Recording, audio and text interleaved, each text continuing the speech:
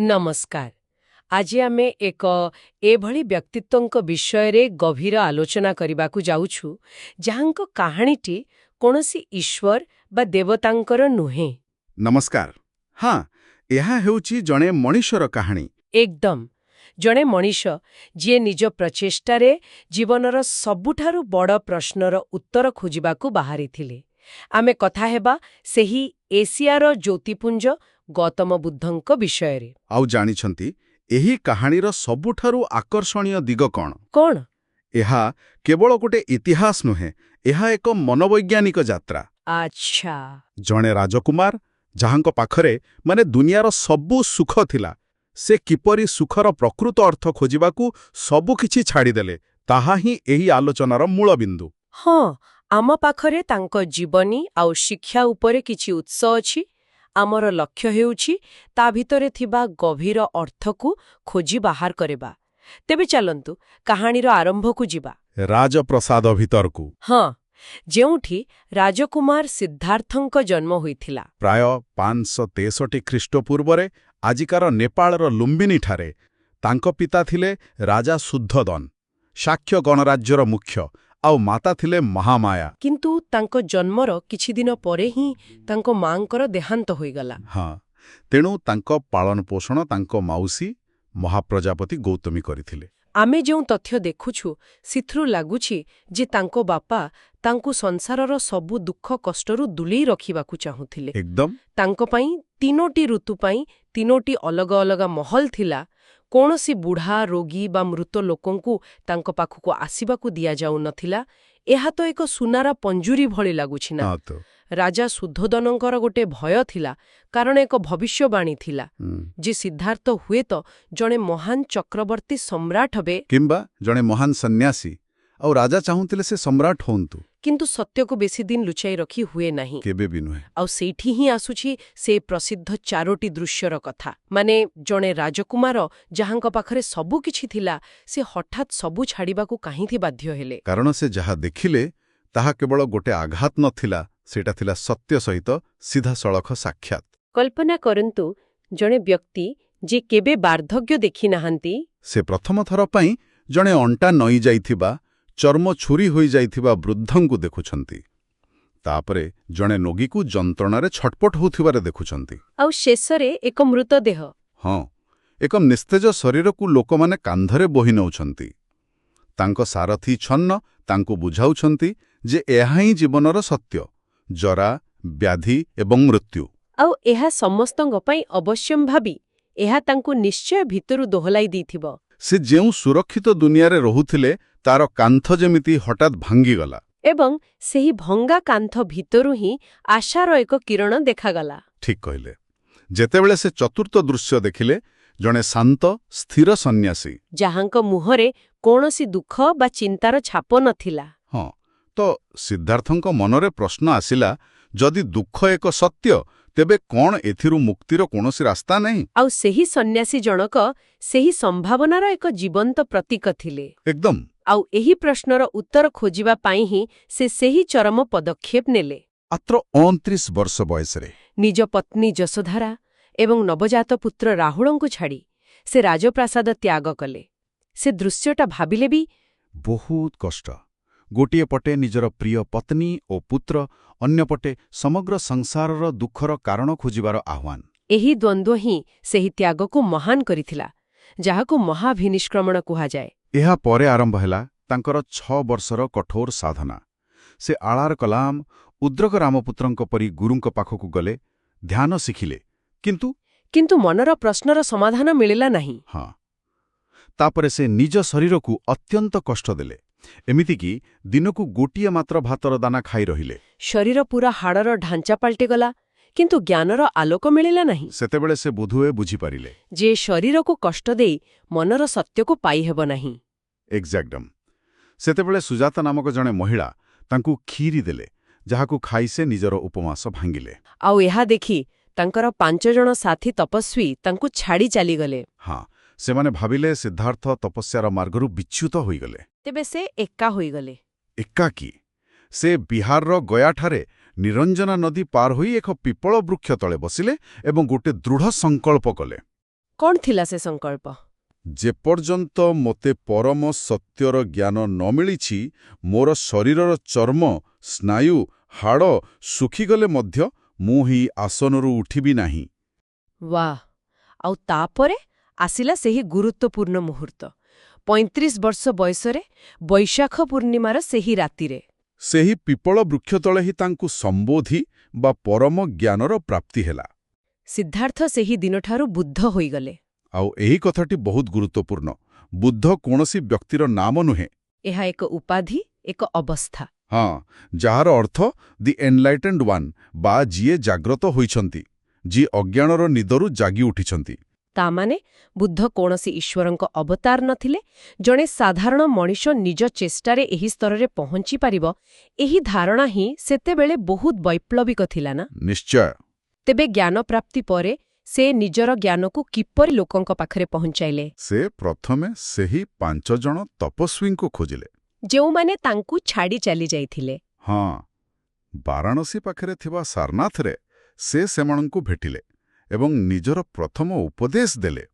ଏହି ଘଟଣାକୁ ଧର୍ମଚକ୍ର ପ୍ରବର୍ତ୍ତନ କୁହାଯାଏ। ମାନେ ଧର୍ମର ଚକ୍ରକୁ ଗତିଶୀଳ କରିବା। ଆଉ ସବୁଠାରୁ ବଡ଼ କଥା, ସେ ସାଂସ୍କୃତରେ ନ କହି ସାଧାରଣ ଲୋକଙ୍କ ଭାଷା ପାଲିରେ ଉପଦେଶ ଦେଲେ, ଯାହାଦ୍ୱାରା ତାଙ୍କର ବାର୍ତ୍ତା ସମସ୍ତଙ୍କ ପାଖରେ ସହଜରେ ପହଞ୍ଚି ପାରିଲା।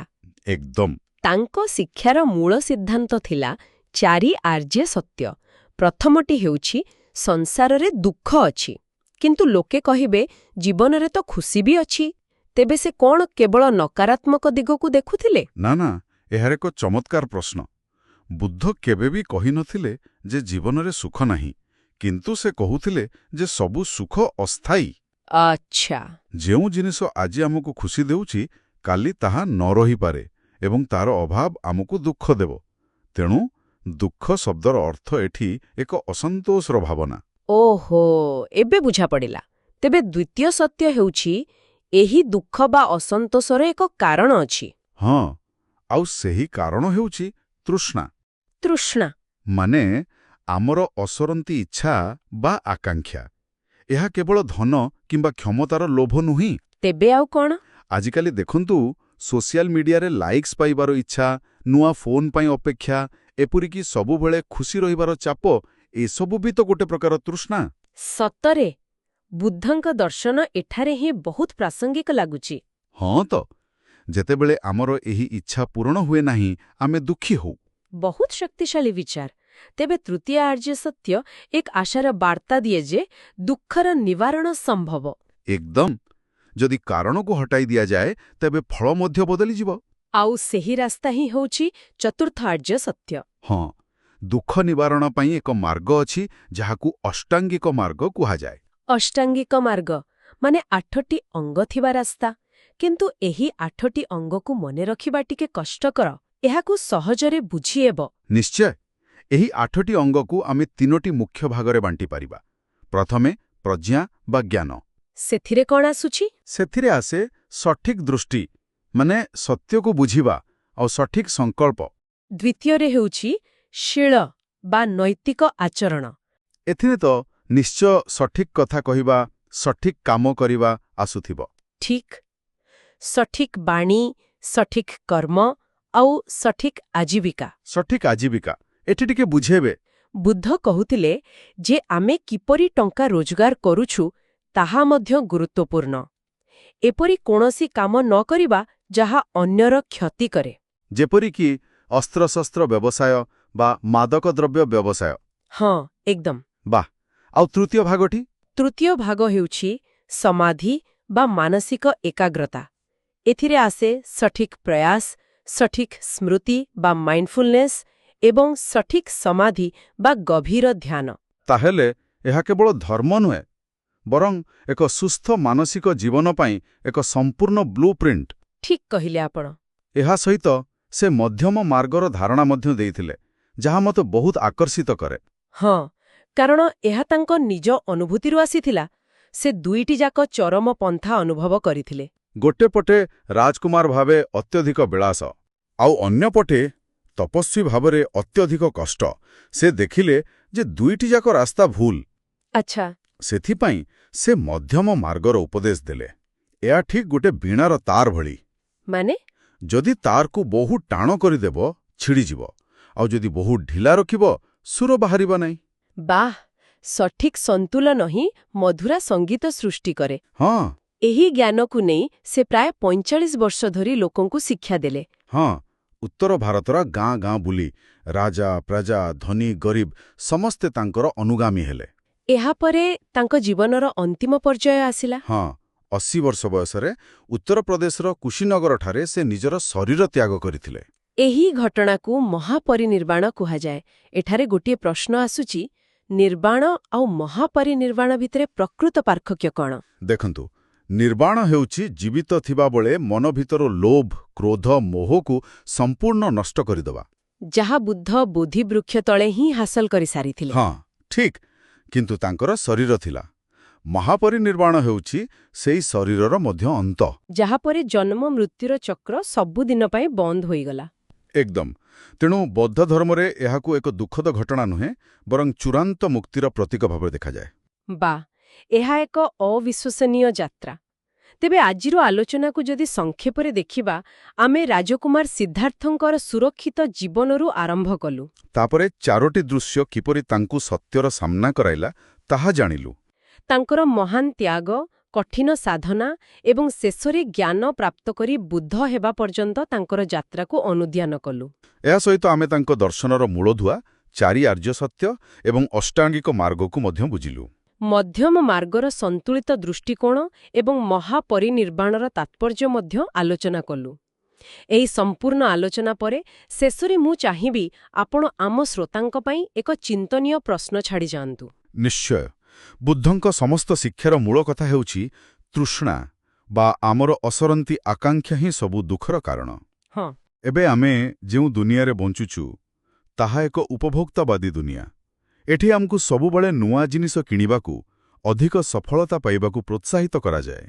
ଏହା ଏକ ବିଡ଼ମ୍ବନା ଯେ ଆମ ପାଖରେ ପୂର୍ବ ପିଢ଼ି ତୁଳନାରେ ଅଧିକ ସୁବିଧା ଅଛି। କିନ୍ତୁ ମାନସିକ ଅଶାନ୍ତି ମଧ୍ୟ ବଢ଼ି ଚାଲିଛି। ତେବେ ପ୍ରଶ୍ନଟି କ'ଣ?